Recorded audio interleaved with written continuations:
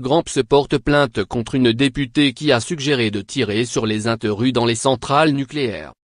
L'intervention de la députée, LRM, de la première circonscription de la Nièvre, Perrine Goulet, le 22 mars, avait glacé le sang des militants de Gramps France.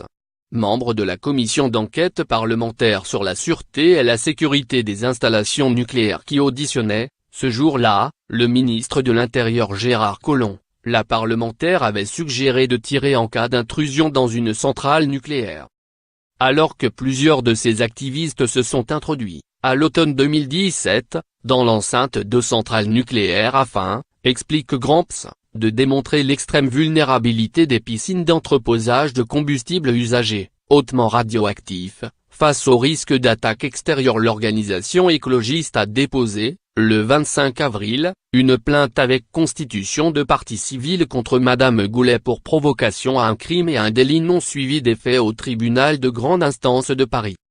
Lors de l'audition du 22 mars, retransmise en direct sur le portail vidéo de l'Assemblée nationale, Gérard Collomb avait souligné que les ONG, et en particulier Gramps, prennent la précaution d'afficher leur nom de loin sur les banderoles, ce qui, évidemment, ne suscite pas le même type de réaction que si quelqu'un d'inconnu venait pénétrer dans des sites sensibles. Député et LRM de la Somme et rapporteur de la commission, Barbara Pompili, avait alors objecté à ce moment-là, le bon petit terroriste va prendre la banderole Gramps, inspirant ainsi Madame Goulet.